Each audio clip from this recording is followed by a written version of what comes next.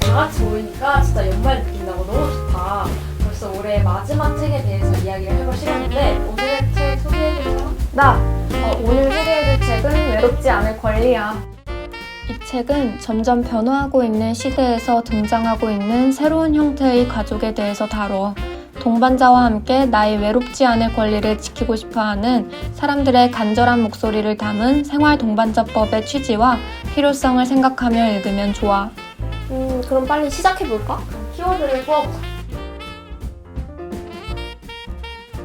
짠! 자, 그럼 내가 첫 번째 키워드를 뽑아볼게. 첫 번째 키워드는 고독이야. 이거 내가 뽑은 거야. 오. 자, 두 번째 키워드를 뽑아볼게. 오, 두 번째 키워드는 돌봄이야. 이거 내가 골랐어. 그러면 우리 첫 번째 키워드인 고독부터 얘기를 한번 해볼까? 자, 그럼 첫 번째 키워드인 고독부터 이야기를 해볼게. 얘들아, 그 전에 혹시 너희는 언제 고독하다고 느껴? 나는 가족들과 떨어져서 기숙사에 살 때 제일 고독했던 것 같아. 나도 자취할 때가 있었는데 생활하는 게 많이 외롭고 불편했어. 그치, 이렇게 청년의 고독은 공간적인 부분에서 드러나게 돼. 계속해서 도전해야 하는 상황에 놓이게 되는 청년은 도심 접근성 및 좋은 환경에 살려고 하거든. 근데 이 도심 접근성에 집중하면 할수록 정체가 불분명한 열악한 환경 속에서 거주하게 되거든. 고시텔이나 모텔 같은? 약간 타인의 지옥에다가 떠오르는데? 맞아. 타인은 지옥에다에 나오는 주인공은 좀처럼 보호되지 않는 사생활과 제일 낮은 주거 공간으로 인한 경제 공포 때문에 좀 미쳐가잖아.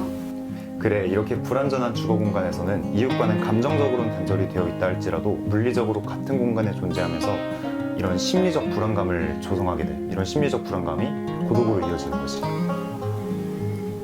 그렇게 보니까 청년의 고독은 비단 외로움의 문제만이라기보단 안전의 문제이기도 한 것 같아.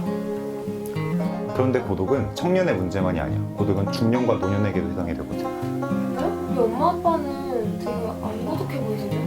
그치, 이렇게 중년을 고독하지 않다고 볼 수도 있는데 하지만 실제로 대한민국에서 가장 많이 이혼하는 커플이 바로 IMF 이전에 결혼한 중노년 커플이라고 해. 얘들아, 너희 혹시 이혼이 죄라고 생각해? 아니지. 그치, 그런데 이혼에 대한 우리 사회적 인식은 어떠지? 지는 않지. 결혼은 실패라고 보니까. 그치, 이런 사회적 인식과 함께 이혼을 할 때 발생하는 복잡한 절차와 이혼 당사자들이 겪는 감정적 문제는 그 중년의 고독을 더욱 심화시켜. 경제적 어려움을 완전히 배제하고 이혼한다고 해도 정신적인 상처는 있을 테니까 실제로 발생하는 이혼의 주된 원인은 경제적 어려움과 함께 가정 불화, 가족 폭력, 그리고 알코올 중독 등이잖아. 그치, 이렇게 심화된 정서적, 경제적 문제는 그 고독을 더더욱 심화시키거든. 그런데 여기서 문제는 중년의 고독에는 아직 사회의 관심이 턱없이 부족하다는 거야. 혹시 부족하다고? 그 관심이 도대체 어떤 부분인지 자세히 한번 설명해 줄 수 있어? 예를 들어서 그 주변 사람들한텐 그 주변 사람들이 이혼한 당사자한테 계속해서 재혼을 하라고 하면서 사회의 다수가 정해놓은 정상가족의 범위에 다시 들려고 하거든. 그 이혼한 당사자의 상황을 잘 고려하지 않는 거지. 중년 1인 가구의 주거나 경제적 상황에 관련한 특수한 조항, 정책이 잘 마련되어 있지 않잖아. 그래서 이러한 정책 수요에 대한 우리의 관심이 많이 부족한 건 아닌가라는 생각이 들어. 그치, 많은 이들이 혼자 있는 시간을 어떻게 보낼지 잘 몰라서 도박, 음주, 게임 중독, 성매매 이렇게 중독에 빠지게 되고 이는 경제적, 정신적 문제로도 빠지게 돼. 우리 사회에서 가장 큰 노동 인구를 차지하는 중년 인구에서 이런 문제가 지속적으로 발생하게 된다면 우리 사회가 잘 돌아가지 않을 것 같다. 그럼 남은 게 이제 노년의 고독이지? 여긴 어떤 문제가 있어? 어떻게 보면 노년의 고독이 청년, 중년의 고독보다 훨씬 더 심각한 문제야. 대한민국 노인의 약 24%가 혼자 살고 그리고 대한민국은 OECD 국가 중에서 노인 자살률이 독보적으로 높은 나라이거든.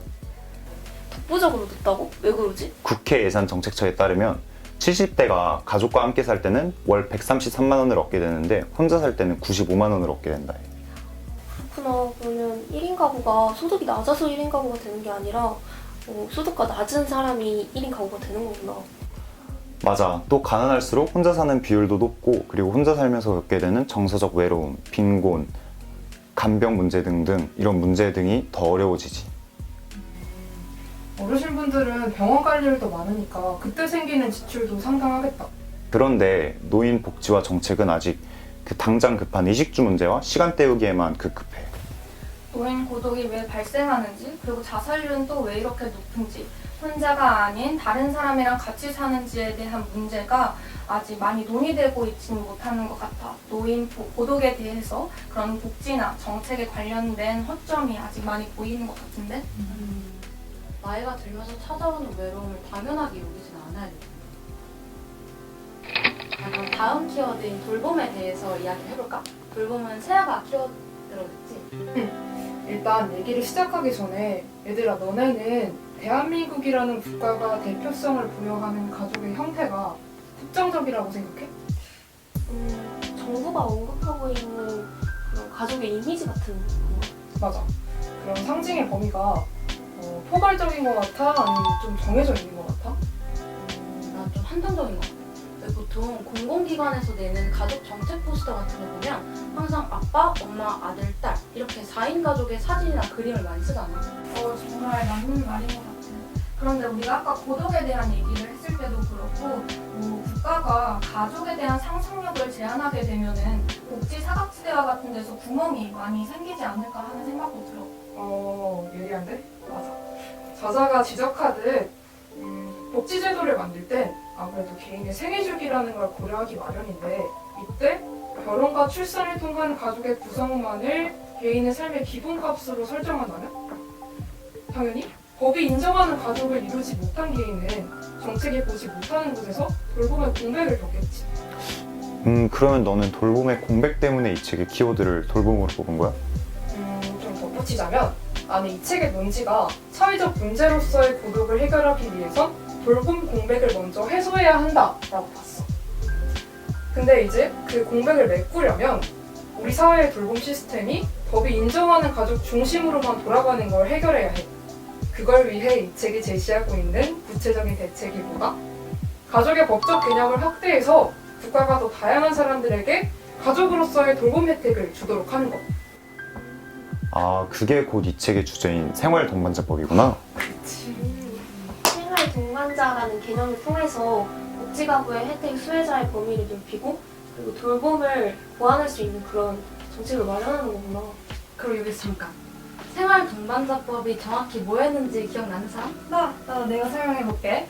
생활동반자법은 혼인하지 않은 2명의 성인이 생활동반자의 관계를 국가에 등록하게 되면 사회복지 혜택 등 생활동반자로서의 어떤 권리라든가 가족으로서의 권리를 보장할 수 있게 해주는 법이잖아. 오. 우리나라가 함께 사는데 필요하다고 인정하는 복지도 종류가 엄청 많았어. 맞아. 일단 제일 많이 얘기되는 건 주거 관련이었지. 돌봄을 약속한 사람들에게 청약 가점 또는 임대주택 입주 기회를 주는 것. 그리고 좀 더 직관적인 예로는 가족으로서 수술 동의서에 서명할 권리, 그리고 장례를 치를 권리가 있었어. 가족 중 한 사람이 버는 돈으로 생활하는 사람을 피부양자로 인정함으로써 국가가 주는 다양한 혜택도 누릴 수 있잖아. 진짜 나는 이 책을 읽으면서 같이 살 때 필요한 권리가 이렇게 다양하구나를 알게 된 것 같아. 근데 돌봄을 약속한 관계라니 제도 얘긴데 무슨 식구 같아. 맞아. 그치만 매일매일 이혼하는 부부들이 있듯 돌봄의 약속 그 이후에도 얼마든지 현실적인 갈등들이 생길 수 있어. 그래서 이 책은 그런 분쟁을 합리적으로 해결하는 것을 국가가 돕는 것도 굉장히 강조하고 있어. 그 과정에서 약자들을 보호하는 것까지 포함해서 말이야.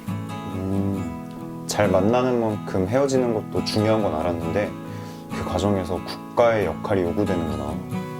진짜 이렇게 쭉 얘기해보니까 우리가 평소에 생각하던 돌봄은 정말 좁은 의미였던 것 같아. 그러게. 돌봄이란 건 일방적으로 벌어지는 특수한 행위라기보단 개인의 안정적인 삶을 위해서 국가가 기본적으로 보장해줘야 할 권리인 것 같아. 자, 이렇게 고독 그리고 돌봄 두 가지 키워드로 외롭지 않을 권리를 소개해봤고 혹시 좀 특히 인상적인 부분 기억나는 거 있어? 나는 책에서 사람들이 외로워서 죽는다라고 말한 부분이 기억에 나. 외로움이란 건 뭔가 일시적이고 주관적인 상태라고 생각했었는데 이 책을 통해서 외로움이나 고독이 우리 사회의 심각한 문제라는 걸 알게 됐어.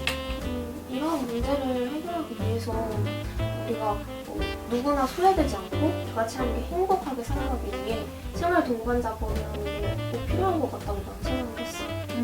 그런데 생활 동반자법에 따라오는 여러 문제들도 많거든. 가령 기존 가족과 생활 동반자의 관계 우위 설정 등이라든지 아직 생활 동반자법엔 여러 논란들이 많기도 해. 그래서 이를 우려하는 사람들도 많고. 생활 동반자법의 취지는 좋으나 그 한계와 문제점은 꼭 보완돼야 할 것 같아. 맞아. 그럼 우리 이제 한 줄평 릴레이를 할 시간인데 정빈이부터 한번 해볼까? 오케이. 우리는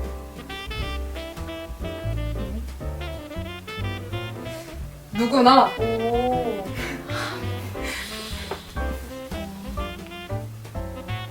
서로의 오. 동반자가. 될 수 있다.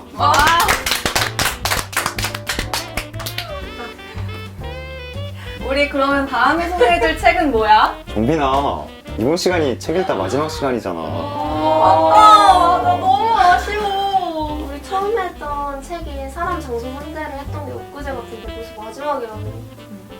그동안 책 읽다를 통해 다양한 분야의 책들을 접해보고 너네 얘기도 들어볼 수 있어서 너무 좋았어. 맞아, 나도 정말 뜻깊고 유익한 시간이었던 것 같아. 그러면 우리 이제 책 읽다를 찾아와 주신 분들께 마지막 인사를 하면서 맞춰볼까? 그래. 모두 안녕!